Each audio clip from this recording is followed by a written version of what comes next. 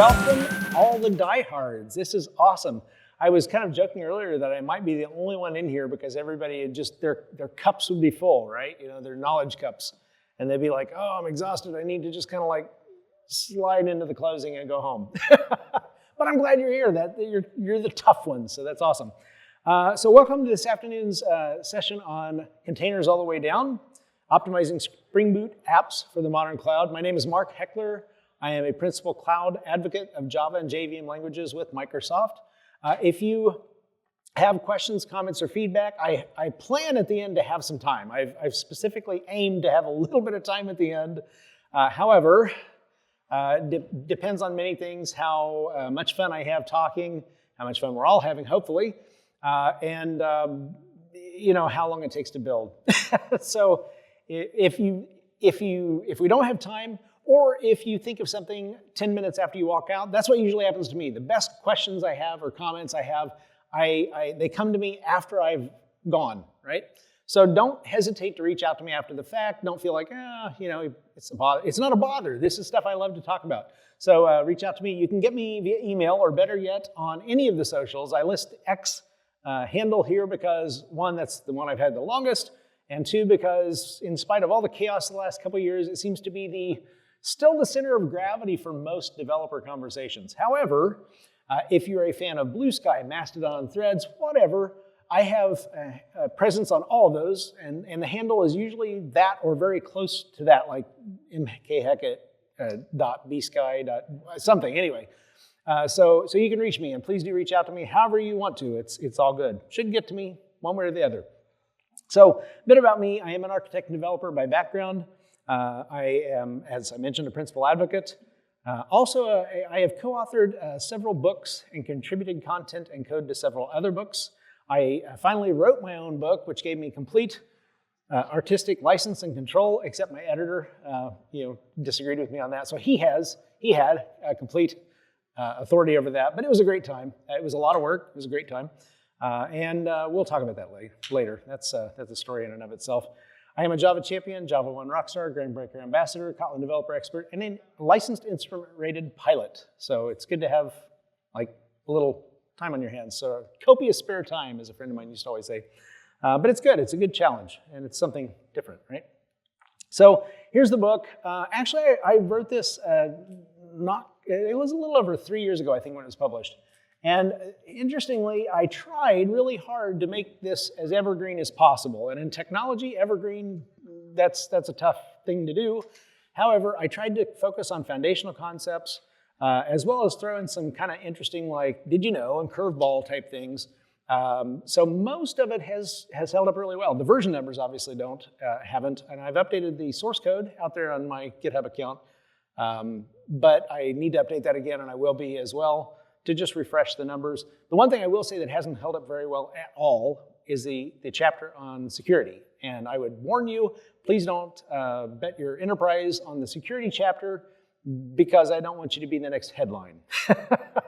And that changed, obviously, rapidly and quite a bit. So anyway, if you'd like to just check it out, I think if you follow the bit.ly link above, it takes you to O'Reilly Books, Safari Books Online. You can get a 7 or 10 or 3-day free trial and read all kinds of books if you want, including that one. Or you can find it at your bookstore. And also, by the way, it has an X handle as well. The book does. And the book is far more interesting than I am. So check it out. So I like to start this talk. I've given this talk once before. And I was mentioning to a friend of mine here that there were so many things that I wanted to cram in. And I realized pretty early on, as well as continuously thereafter, that I needed to streamline in order to make the time. I realize that's even more important now because this is the last session and everybody wants to make sure they're there for the raffle. Cool, I get that. So, but I like to start this off with this anecdote, which is of the great philosopher, psychologist, and cosmologist, William James. After a lecture on cosmology and the structure of the solar system, James was accosted by a little old lady. Your theory that the sun is the center of the solar system and the Earth is a ball which rotates around it has a very convincing ring to it, Mr. James, but it is wrong. I've got a better theory, said the little old lady. And what is that, madam? Asked James politely. That we live on a crust of Earth which is on the back of a giant turtle. Not wishing to demolish this absurd little theory by bringing to bear the masses of scientific evidence he had at his command, James decided to gently dissuade his opponent by making her see some of the inadequacies of her position, which is a much nicer way of saying, "Are you crazy?" Right? But this is good. I mean, he's handling this well. "If your theory is correct, madam," he asked, "what does this turtle stand on?"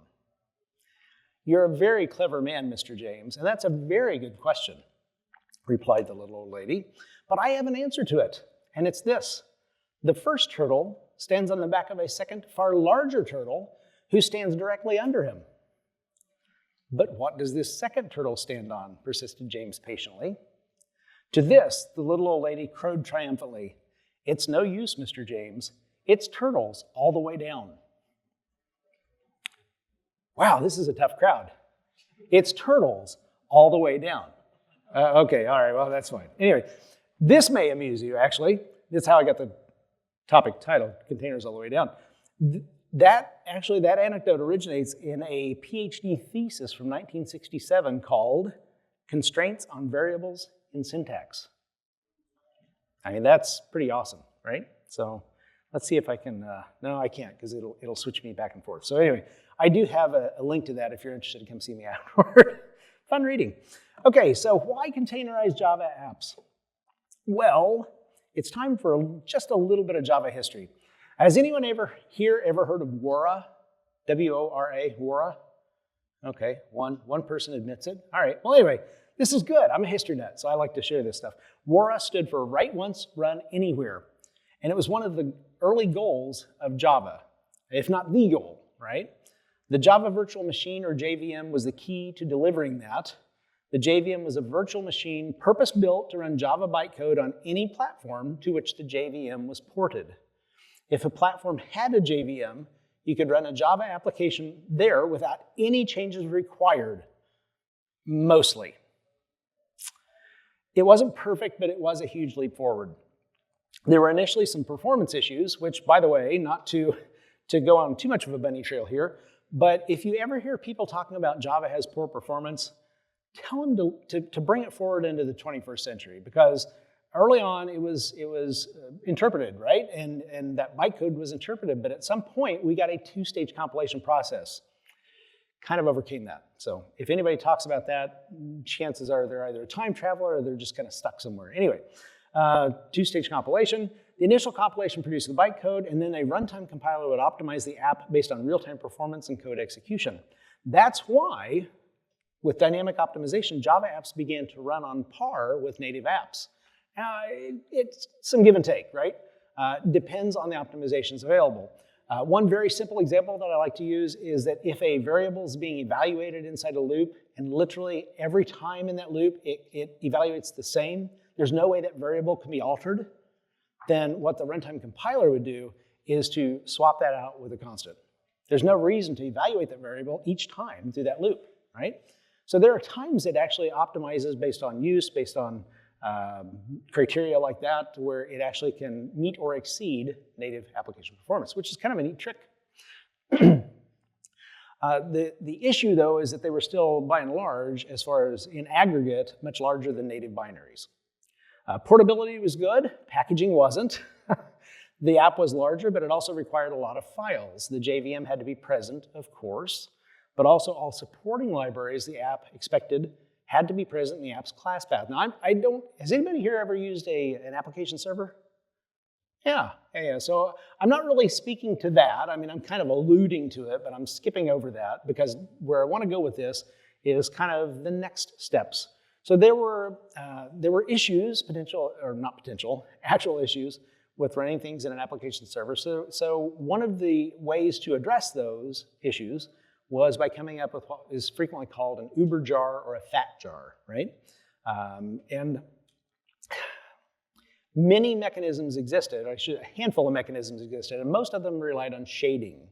And if you're not familiar with the term shading, what that means is in a jar file, you have this kind of collection. I'm grossly oversimplifying several things as we go through this, but I want to make sure we're not here till midnight. So shading, what it does is tease apart the files within the jar file. A jar is just a zip file, basically, with a manifest. And that's, again, another gross oversimplification. But The jar file, a Java jar file, has the class files that you have in your application, the bytecode class files.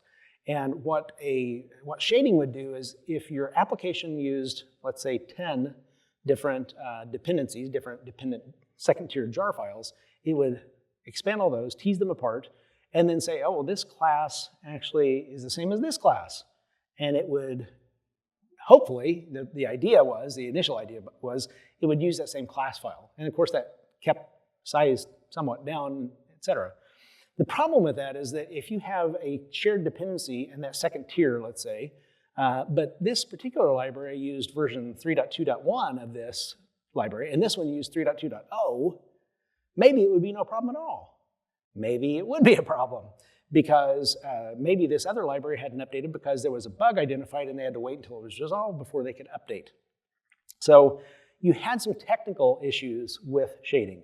You also had some potential legal issues because many, if not all, libraries, when they are distributed, will include something in the license, even if it's completely open source, to not repackage or alter the packaging of said distributable, because that violates the license agreement. So technically speaking, to do that was illegal. And I don't know of anybody who was prosecuted for that, but the concern was there, right? You were, from a legal perspective, yes, technical perspective also, if you were a library developer and you had tested extensively your library, but somebody ripped it apart and repackaged it by blending it with 15 other different libraries, and they have a problem, now what? Your library is bad? No, but it's out of your hands at that point. So there were numerous issues. Spring Boot took a different approach. They nested the jars.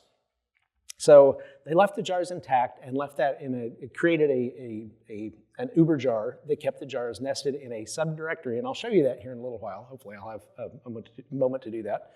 But it left them intact, which left the legal issues completely off the table, and it also made sure that technically everything worked just fine as well.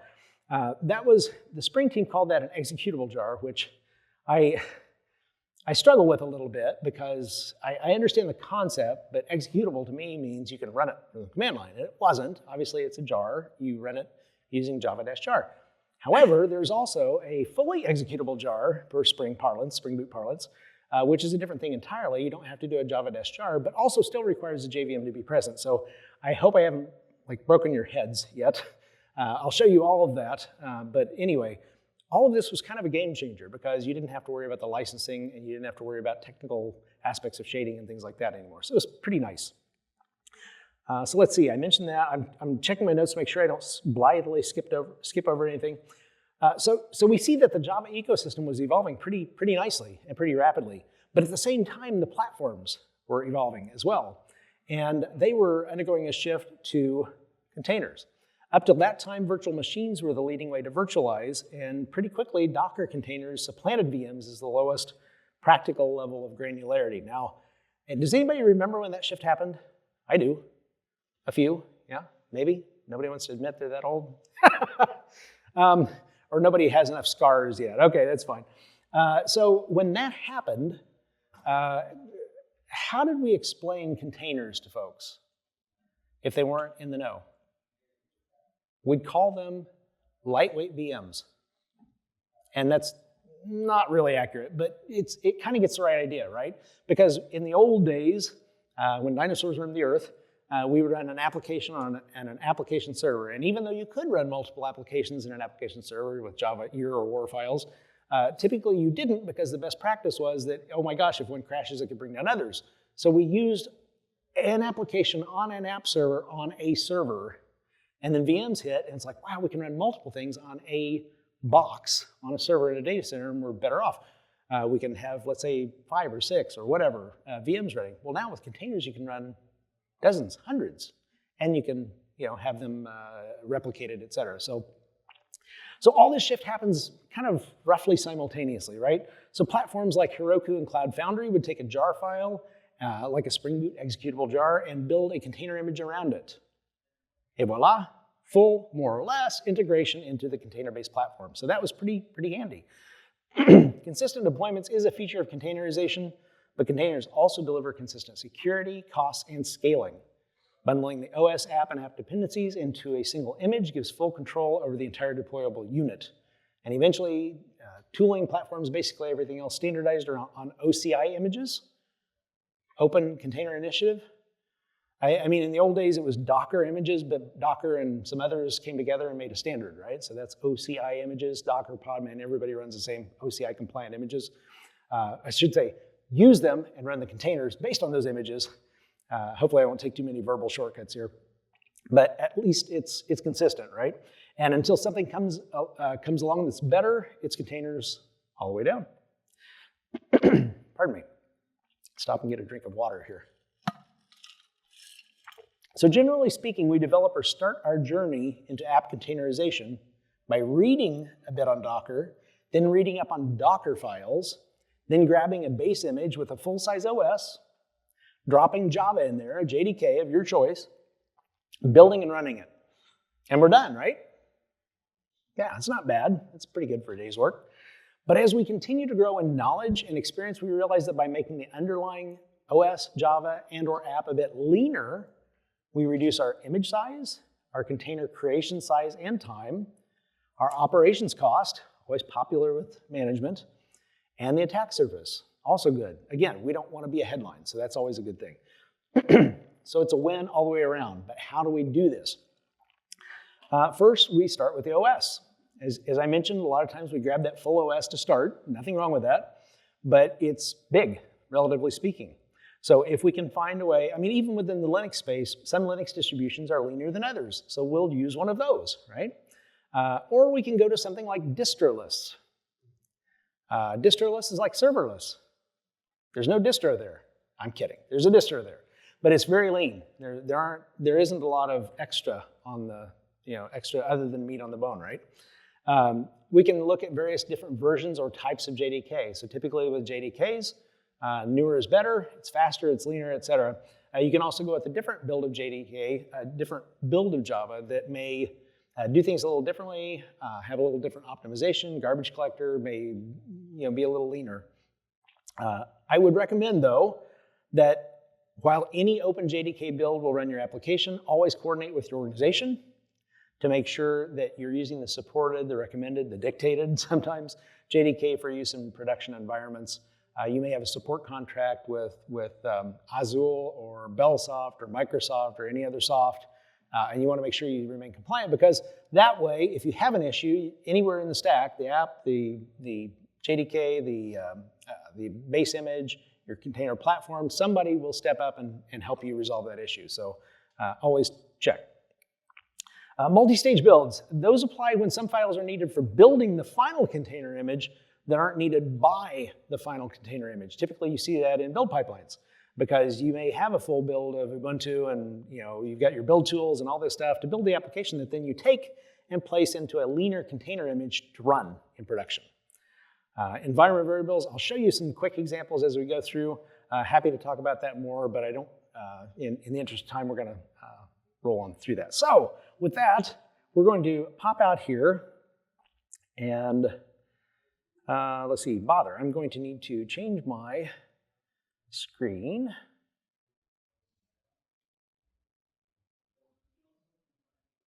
Oh, no, I don't want to do that.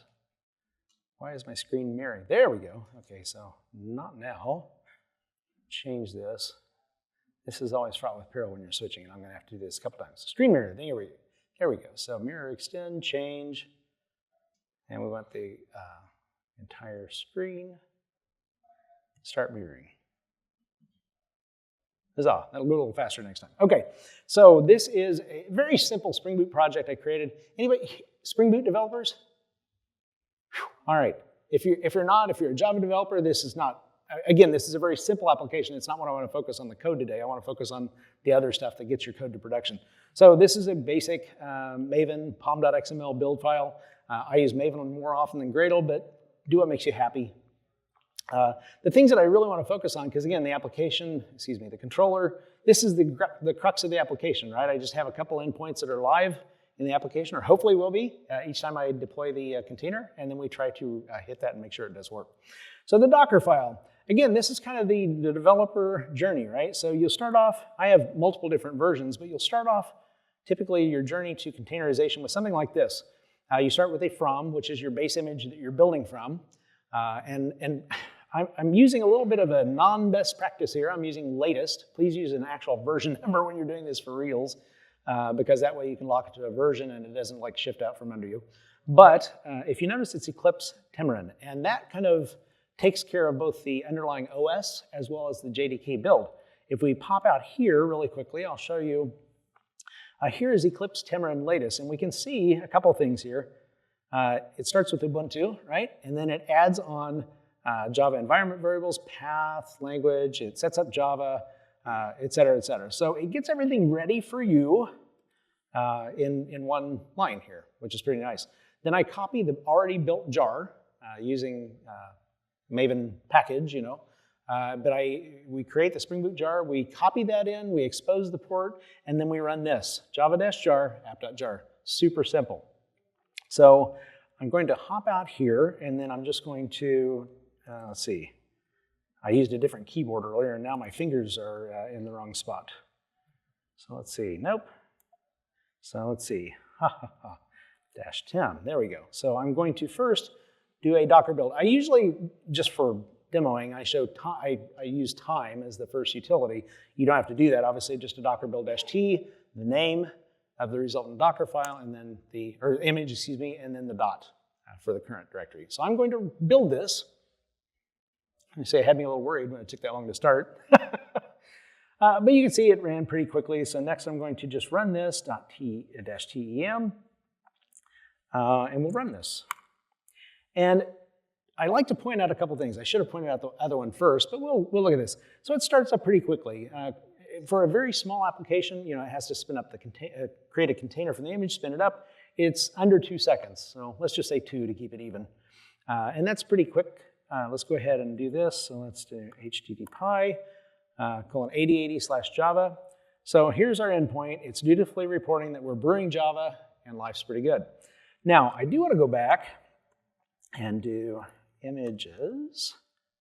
And we can see here that we've got our image built, and here's the file. So the baseline is 468 meg without really doing anything else. Very simple, plain Docker file using a full-blown OS, JDK, app, boom. So that's our starting point, right? So let's go back and revisit this. If we take it from there and we think, well, we want to optimize this a little bit. There are, has anybody heard about boot? Let me just launch into it. With boot, you can extract that jar and build everything out under a exploded version, right? Used to call it exploding. Now I think it's called extracted because it sounds a little less violent. But anyway, so what I have done is I've gone ahead and extracted this to the exp directory. And you can see that, and let me tree this. So this is the contents of a Spring Boot jar file expanded. So let's go to the top. There we go. So we see here we've got under bootinf the classes, application property, and then the actual application classes, and then you've got a bunch of Spring Framework classes, et cetera, et cetera. And then you come down here. Let's see, there's our loader, jar.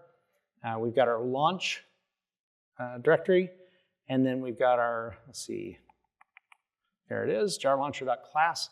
You can, once you expand all this, I should show you one more thing first. Let's see, I must have zipped past that, no pun intended. There we go. So here are all the jars I was telling you about. They're kept as jars. So you can completely reach in there and see or do something with those. Hopefully you don't do anything with them. But what that allows you to do, and we'll come back to this later, why this is important, is that you can do this, Java, and then launch that application via the jar launcher. That's fine. I think we have time to do this really quickly. So I'm just going to go here, Java, and it's very quick. So your startup is actually slightly faster.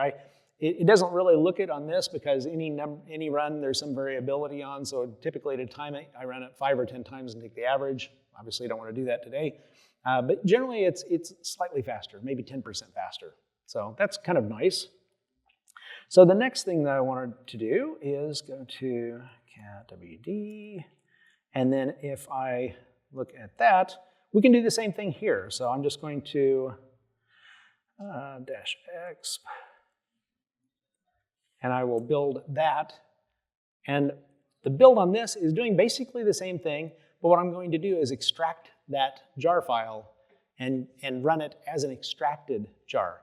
Now there is another way to do it. The Spring documentation actually shows a different way. There's also yet another way. I'm taking what I consider to be the least friction path. It's not like the ideal, but it's close to ideal, and the results are not indistinguishable, but certainly very, very close. I was working with a VMware build pack guy the other day, last week as a matter of fact, and we had this kind of like back and forth. It's like, I wonder why this isn't better than it is and stuff, and we looped in other folks who were working on this, and yeah, results are very similar. Not the optimal, but very, very close to it. So at this point, what I want to do is pull up images, and we'll take a look at our images, and you can see that by expanding that, we've actually grown our image size just a little bit, our container image. But, let's see, -exp. If we run it, it is a little faster. Now, for this tiny little application, it's roughly, and again, I'm kind of rounding, but it's roughly 10% faster. Works, still works. Everything works just the same. So you gain a little bit in speed, you lose a little bit in size, right? So where do we go from here? How do we continue down our optimization path? So what I'm going to do is comment that, and we'll take a look at the next one. So now we can look at distroless. And I use the Microsoft distroless base image. These are just different ways you can specify parameters for memory usage. But again, just like the distroless, you have your choice of multiple different distroless base images. I use the Microsoft one because I'm at Microsoft and that's what I use all the time. But feel free to use something else if it works for you. And then of course, again, you can tweak the memory based on specifying hard limits or percentages or whatever. Effectively for this demo, it really doesn't matter. For your production environment, it likely will. So I say that just to give you a bit of caution. So I'm going to do this. And we'll do the build. As you can see, it goes pretty quickly. I've got the component images set up already, so that does help. -mdl, and we'll run that. And with the distroless image, it's faster. It's roughly, again, on average, about as fast as expanding or exploding the jar and running that under the previous circumstance. But make sure it works. But if we do a quick check here, we've gone from 468 or 490 down to 356. So now we're talking. Now we're getting down on our actual size of our image, which is really nice. So let's see, what's next up? Oh, yes. Yes. If it's going to take too long to answer, though, I may put you off to the end. So go ahead. If we use overlay 2 for your images. Yep. Hold that thought. I think I know where you're going with it, and I do actually talk about that here in a little bit. Sorry, you're skipping ahead 5 slides. Stop that. No. So I want to show you another option because, hold on. So remember I mentioned earlier that you can create a Spring Boot executable, fully executable jar. So it's really easy to do. Has anybody done that, by the way? Has anybody used that to create a system service? Yeah, it's kind of a niche use case. Even at the time, I think it was not very widely used, and it's certainly much less so probably today. But the idea was that you could set it up to where a jar would run without doing the java-jar, typically in a system startup, right? However, it's very simple to do. Let me just change this or uncomment this. You just create a configuration section under your Maven plugin, in this case Maven, and set executable equal to true. And then I'm going to go out and do a Maven W package. I want to make sure I don't clean because I have other stuff out there I don't want to get rid of. So I'm going to repackage that. Now, how does this happen? How does this work? The Spring team are very innovative. This is really cool. So does anybody know how Java works when it comes to reading jars? Interesting tidbit. You'd think, with some degree of sense, that let's say you have a file in your file system, and an operating system wants to read that file. What does it do? It opens a file, and it starts at the top, and it reads to the end, hits the end of file marker, and it closes it, and life goes on merrily. So the Java actually reads jars from the bottom up. So it starts at the end, goes all the way till it finds the end of file marker in the file, the jar file, and it stops. Well, this is quite convenient. So let's see, let me do a more target star.jar. So the Spring team, at the beginning of the jar, prepended a shell script. So see, shebang bin bash, right? So this does some environmental setup, does some configuration, checks to make sure you have a JVM there, et cetera, et cetera. And then ultimately it comes down to this case statement, which says, do you want to start, do you want to stop, do you want to force stop, et cetera, right? And then we get into the bytecode kind of at the end, going backward, right? So it works from a script perspective up front, and it works still as a jar from the back end. So let me do this. And then what this gives you the opportunity to do is target star.jar. Notice no java-jar. I'm just saying run this jar, and it runs. So why do I tell you this? Because the niche usages are super useful for those who need them. But you also, I'm going to uncomment this, or comment this back out, because I need to rebuild very quickly so I can compare apples to apples going down. But what I do the weird stuff so you don't have to. So I wanted to build a container around this executable jar and see what that did.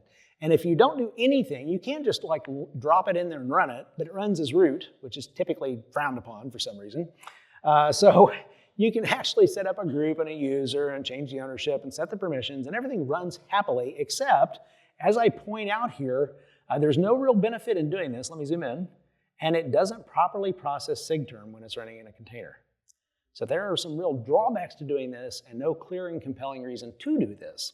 So as I list here, for instructional purposes only, please do not do this at home.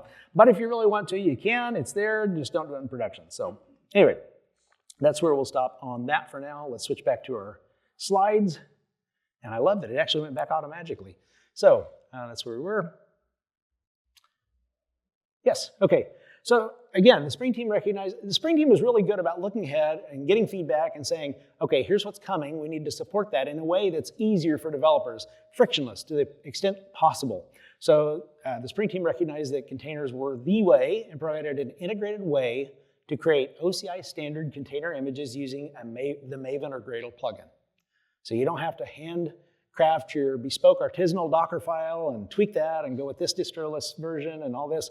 You don't have to do any of that to get a container image that is pretty respectable. It works for JVM-based Java apps as well as native executables created using GraalVM, but I don't want to get ahead of myself. Just like Spring Boot, the process of creating container images is convention over configuration. It's sensible defaults. So by and large, you don't have to do anything to get a good result. However, you can tweak layers. You can adapt things, passing in parameters. You can create your own build packs, which brings me to the next point. Build packs are a way that you can, I mentioned Heroku and Cloud Foundry. The groups behind those came together and created what they call Paketo build packs or cloud native build packs. And that's not just for Java, by the way. There's a build pack for pretty much every language and environment. However, you can create your own. Should you need to swap out the JDK, use a different distribution from a different company so you get support, you can do all that. Typically with the build pack, it optimizes your application, so it expands the jar, so it again ekes out the best performance it can under every circumstance. It also, and I should say that using the build pack and the plugin, you have a couple of different plugins for Maven and Gradle. One is the normal Maven plugin. Let me just, I can't, or it'll flip back and forth. I'll show you when I go back to the IDE. You have a normal Maven plugin and a native plugin. So The nice thing is you issue the same commands regardless. The only thing that you have to have is you use a NIC, a native image kit, which is a special JDK.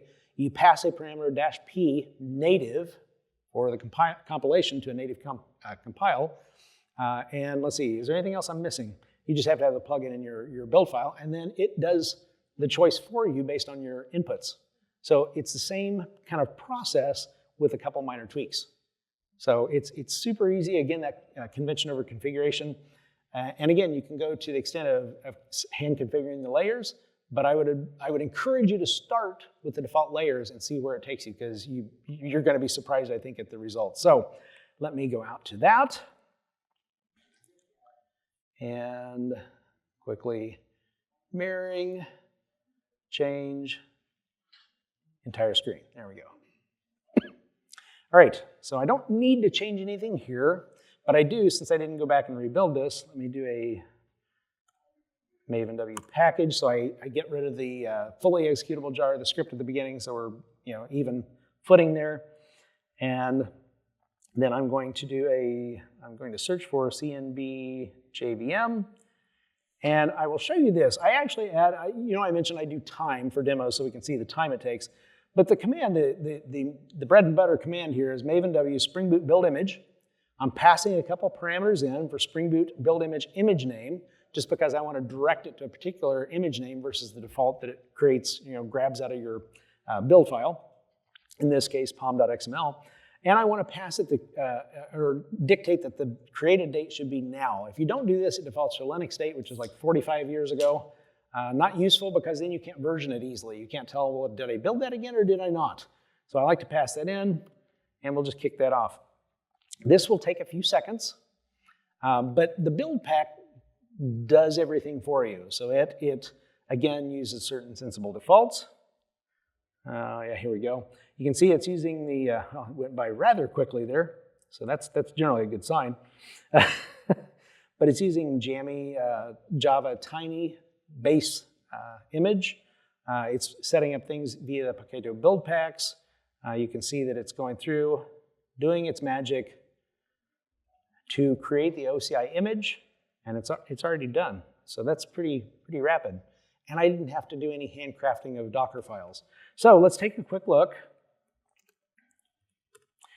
And now we're starting to get interesting, because we went from 468 or 490, close to 500 meg, down to 356 with distroless. And just with a simple Spring Boot build image, we've about cut our size in half, which is pretty handy, right? So let me do a CNB JVM, and I'm going to just run this. The interesting thing is performance is really zippy as well, 1.5 seconds. So generally it outperforms, again, without handcrafting any layers, without tweaking anything, it typically outperforms it starting up, as well as your file size as well. So that's pretty nice. Now, let's go ahead and flip back. Yes? When you run that Docker daemon, has to be running? Yes. Oh, yes. Oh, good question. I'm running Docker desktop here, but obviously if you're in Linux, you would have the Docker daemon running and not have to worry about external apps like that, or WSL2 if you're running Docker. But yeah. Do I have the liberty to run Podman, for example? Unless something has changed with the underlying Spring ecosystem, no. It requires the Docker daemon itself. But again, that may have changed. So Ryan, you still in here? You know? Straight Docker, I believe, unless, yeah. Ping me afterward and I'll research that for you just to make sure, but the last I checked, it was Docker. So the next thing I want to get into is, let's see, oh, this is the same one. There we go. So before I get into this, I want to build a native image. Now, I can build a native image right here on my laptop, and then I can package it up using a Docker file. That's still possible, and I can try to run this, but has anybody figured out what the problem might be? What are all, well, not all, but the vast majority of containers running inside? Linux. What am I running? Mac OS. Now I can build a native Mac OS application, but that's the whole thing about a native executable. It's native to that platform. So if I create a Linux image and drop that in there, what do you think is going to happen? Can confirm, Doesn't work. Because, I have to try things because it shouldn't work, but you got to press against the edges, right? So you can have this built through a pipeline, which I'll show you in a minute as well, or you can do this locally using build packs. And what it does is kind of that multi-stage, well, not kind of, a multi-stage build. It creates a Linux image, builds a container from that, builds it, a native image, and then creates another container image using that output. So I'm going to go ahead and start this. It's going to take this a little while. So if I do a CNB nat for native image, and again, everything's exactly the same except for the name. So I'm going to kick that off, and then I'm going to go out here and go to GitHub, because here's my repo, and I have a GitHub action set up. So whether you use GitHub Actions or any other CI/CD pipeline, it works the same. Now, oh, bother. Okay, yeah, I keep forgetting it doesn't switch back automatically. Thank you. Let me fix that. Okay, there we go. So, GitHub Action. I've got the repo out there. I actually am just going to pull this up, and I'm going to rerun all jobs. So what I have here is basically doing this, well, it is doing the same thing I'm doing locally, in effect, except I'm installing the native image kit. Once it's done building, I push the container image, sorry, got me distracted, the container image to Docker Hub and go on. So I do a couple extra little things in here, little flourishes, but again, whether you're deploying to a live app environment or whether you're deploying to a container registry, I mean, it has to go somewhere. So just to confirm that things are happening, yep, well, it gets rather quick as we go through. So let me go back and double check here. We're done building. That was actually fairly quick because, again, I have the component images there. So if I do this, let's do our images. We're doing on time. We're good. We're good on time. So if you notice, we've gone from 468, 490, and our basic, like, first try, down to 117. So that's quite a savings overall when you're talking about the image, the containers that's running, that are a result of spawning containers off the image. It's actually just a smidge faster too. So let me run this, CNB, and I'm being a little sarcastic here. So if we run this, and we were roughly 1.5 to 2 second startups, and now we're at 0.071 seconds.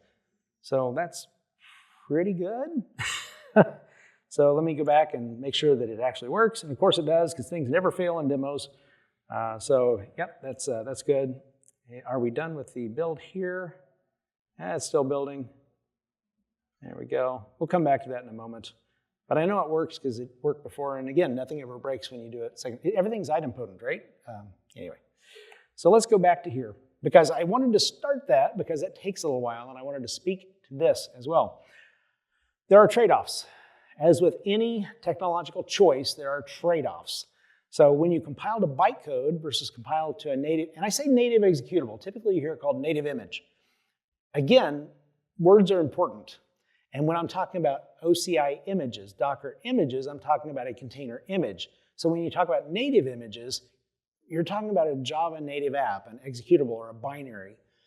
So I try in presentations like this where I'm talking about images on multiple levels. It gets confusing in my brain, and I know what I'm trying to say. So when you're trying to hear this, I want to make sure I don't make it harder for you to get what I'm trying to say, because God knows it's tough for me here. So compiling to bytecode versus compiling to a native executable is a matter of seconds versus minutes. And even in a very small application like this, typically it would take a handful of seconds to compile to a jar file, and maybe several seconds or a minute, 2 minutes, whatever, to compile to a native executable, a native binary. If you have an actual application like the ones you would deploy to production, compiling to a jar file would be relatively still quick. Maybe it's several seconds, maybe it's a minute and a half, 3 minutes, whatever. It depends on the size of the application, really. And depends on if you're using Maven, Gradle, and Peril. Anyway, the point remains, when you compile to native, it's going to take significantly longer, a lot longer. So typically what I suggest, and I think most people do this, is to build to jar files and do that throughout most of your development process, most of your work process, and then when it comes time for production, then you at some point cut over to where if you're going to be deploying native executables, you should start testing through that at some stage, but not obviously through the bulk of the development process. Another trade-off is the runtime optimizations performed by the JVM disappear with a native executable, since the code cannot be dynamically rewritten at runtime.